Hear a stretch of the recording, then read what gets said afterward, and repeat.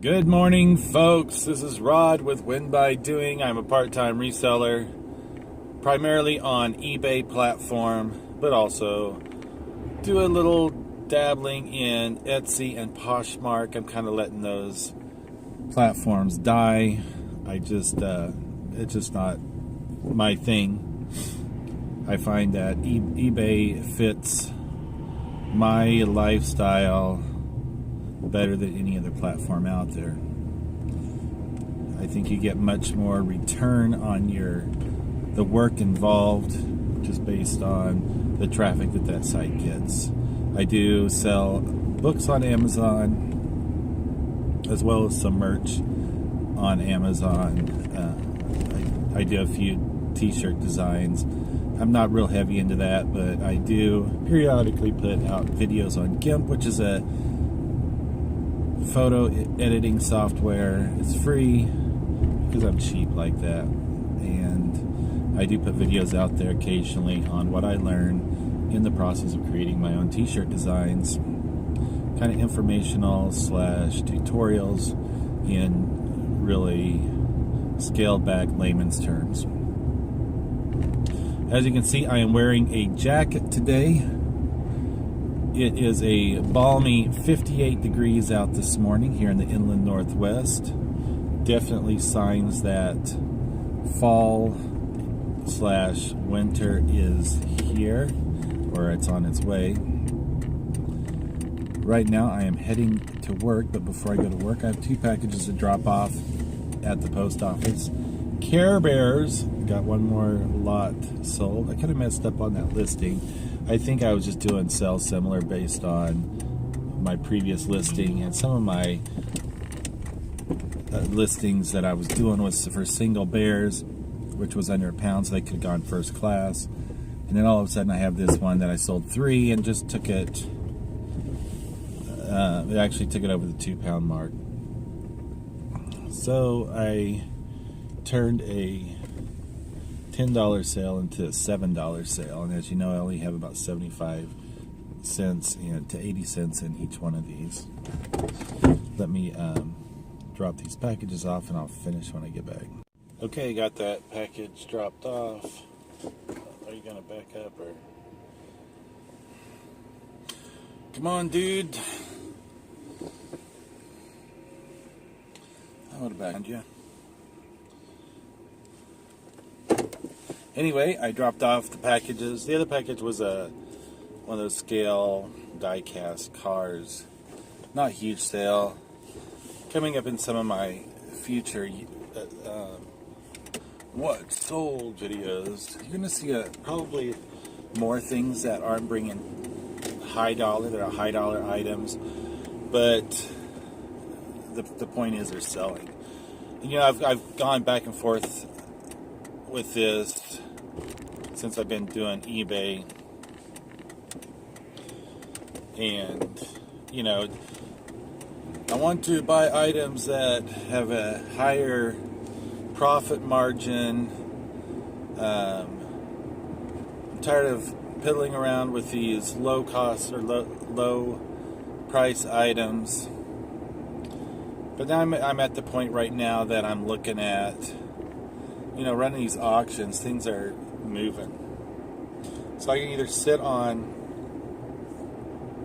items that I can make 40, 50, 60, or even $100 profit, but I'm more likely be sitting on those longer. I know some of my radios and stuff, they're going pretty quick, within 2 or 3 weeks is typically what I'm seeing. Those are the more profitable items that I've been selling because I've been finding it fairly cheap. But there's going to be a day that I can't find those as often, so I think it's good to have a good balance with things that are going to move fast at a lower profit and things that might sit around for a little bit longer with the higher profit.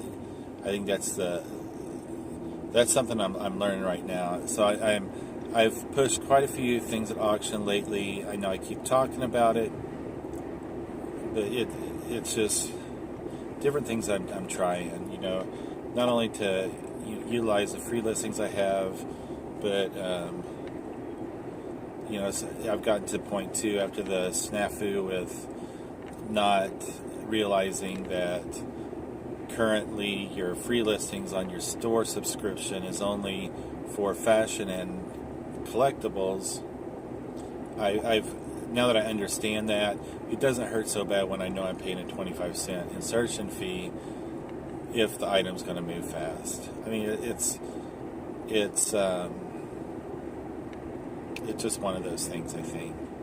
I'm still making profit on these items, just a quarter less if it sells within the first week, and I guess it's 50 cents if it sells a second. I keep talking about this as well. I need to go through my inventory, everything that I have listed, and I really just want to pull out some of the stale items I have in there, things I've had in there for over a year, and I think I'm going to, box them up, bundle them up, and take them to the auction house here. You talk about, you hear people complaining about fees and how eBay is nickel and diamond yet. Look into selling locally, through an auction house, an auctioneer, people that do estates. I guess I'm just saying there's fees no matter where you go. I mean, it's just the cost of doing business. People get tired of hearing that, but it really is true. I mean, there are costs of doing business. Nothing is free. All the fees that we pay combined, I would venture to say that it's a hell of a lot cheaper than the overhead of, renting retail space, because there's a lot of costs involved with that as well. Not just your rental or your lease, what you're paying, but you start looking at your power, all your utilities, garbage. I mean, there's just a lot of overhead when you're talking creating a retail store.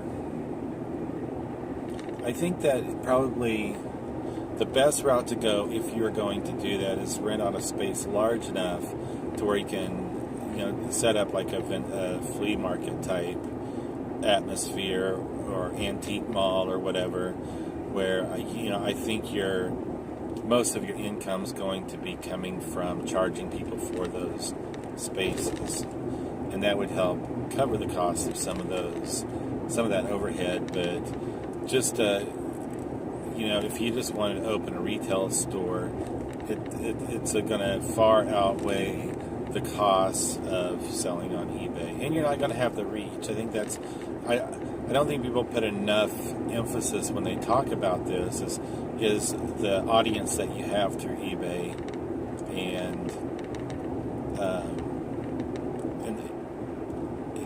not just the quantity in audience, but the diversiveness. Is that even a word? The diversity in the buyers. I mean, you're reaching buyers that collect anything. You got buyers that will buy just about anything, where in your local area you're not going to get near that touch with potential customers. Okay, so the next thing, returns. You guys know I'm a return advocate. I do free returns. Today is the first day I did not give a full refund, and I'll tell you why.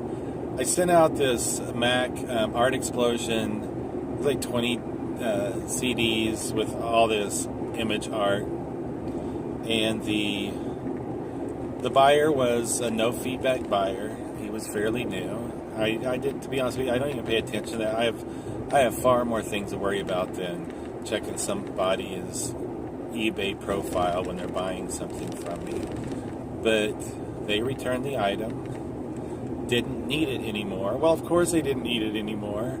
They were able to copy all the images down to their hard drive or copy the disk, whichever they did. And I am 90. You just get the gut feeling. I'm 95% sure that is what they did. So they returned the item. I accepted the return. And as you know, you do not offer a refund until you receive the item. Well, something interesting I saw this go around was, do I want to offer a full refund? And it's probably just because of the situation that I looked even closer.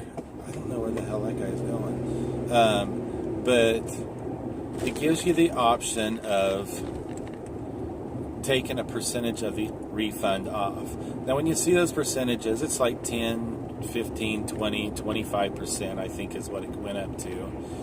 That isn't the percentage of the cost you will refund them. That's a percentage off the cost that you're holding back.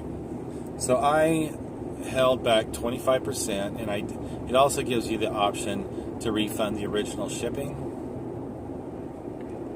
So I did not pay for their original shipping. I did not refund that. So basically, instead of the $29.99 plus the $4.60 medium mail shipping, they ended up with a refund of something like $24, right around there. And as soon as I hit submit, there's also a disclaimer saying that the buyer can ask eBay to step in if they disagree with it.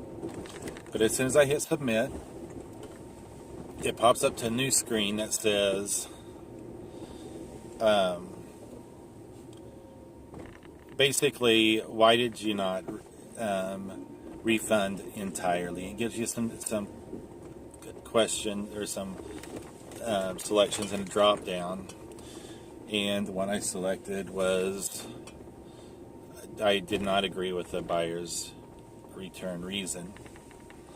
And it gives you a little place to put in there. And I basically typed in there, I feel that this is software, pre-owned software. I feel the buyer bought the software, got it, copied it down to their hard drive, and returned it because they didn't need it anymore.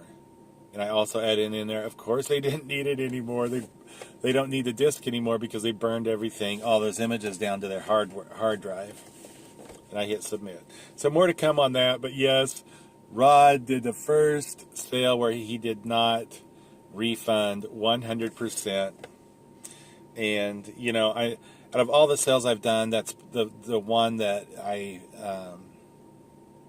that's the one scam buyer that I've had, I feel, that I know about. So I'm not, I don't want to hear comments about, oh yeah, eBay's full of scammers. Well, it's not, but there are idiots out there. I think I handled it the best I can, as graciously as I could, but it'll be interesting to see how this process works because I've never done it before. I don't know if any of you guys have done it. If you guys have had returns that you did not offer the full refund on using that process, let me know in the comments down below if you got feedback from eBay when you put in the reason why you did not refund the full percent. I really do think that eBay is trying to work on their seller protection and protecting us from some of these situations, some of these buyers. But it's going to be a long road to travel. It's something that can't be done overnight because there's, fraud is a huge part of our existence on online. When you're dealing online, it's rampant out there. But anyway, I am here at the office. I am heading in, and I will catch y'all later.